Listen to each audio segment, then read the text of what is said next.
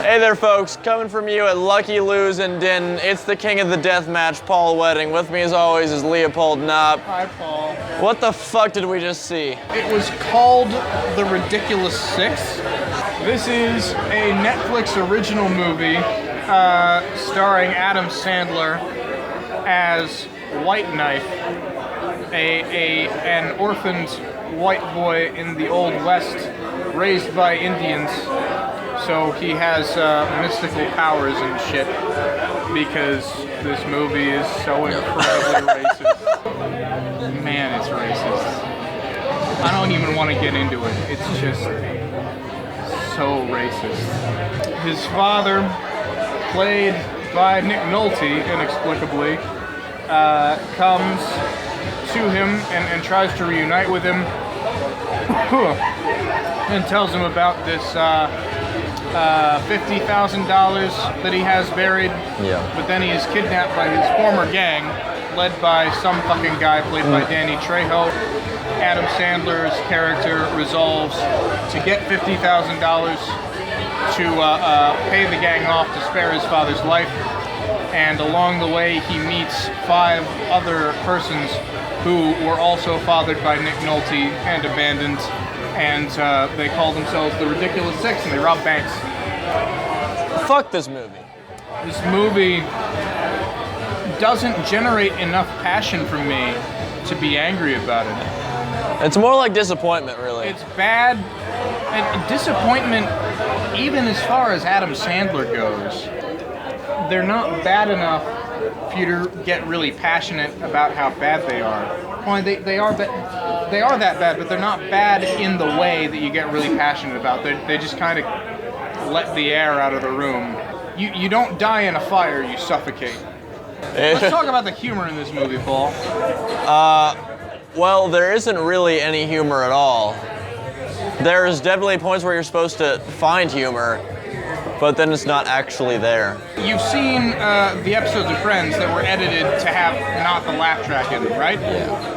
And basically what happens in those episodes is they just pause for a few seconds while you're supposed to hear laughter, but you don't. That's what this feels like the majority of the time. The comedy isn't structured into the plot. They have scenes that push the plot along, and then they stop and they have just a lot of farting or some shit.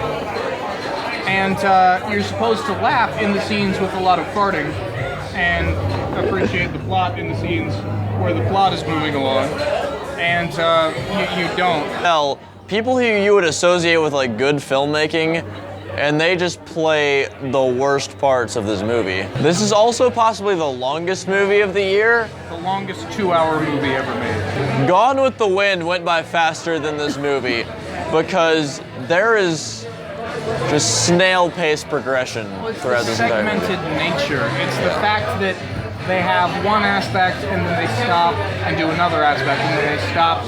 It's very poorly structured. None of it is incorporated well at all. Yeah. There was literally one time where you and I laughed like very much in this movie. Yeah. And it wasn't even really like a joke. It was just like a really weird comment. It was a weird comment that came out of nowhere. And then most of the rest of the humor is weird comments that came out of nowhere. Yeah. Like trying to be random and be funny by being random almost never works. Certainly never over a long period of time. It's just really sad to watch. Adam Sandler looked really sad in this movie.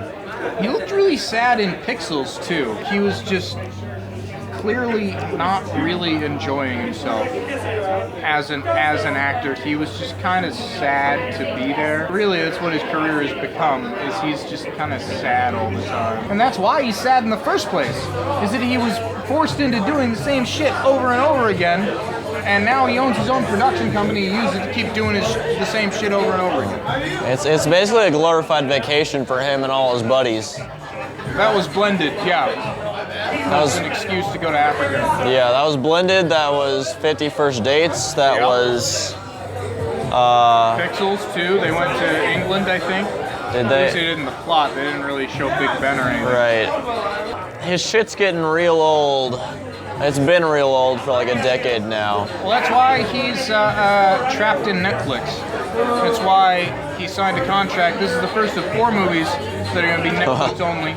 We'll see if Netflix won't try to find a way out of that contract, because apparently they fucking hate this movie.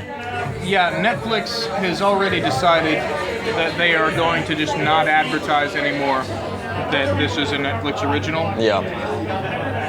No, it's an interesting marketing exercise because for Netflix, it really doesn't matter if anyone likes it. But they do seem to care that no one likes this. Last call, Knopp. How many beers would you give this movie?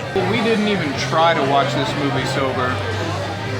I would need at least 5 beers to sit through this movie again. I would not buy the director anything. I would advise you to buy a big handle of whiskey, drink that, and then watch something else, please. Paul Wedding, Leo Knopp, Lucky Lose, The Ridiculous Six. I'm not Cheers. cheering you for this movie. Fair enough. I'm just gonna drink this by myself then. Fine.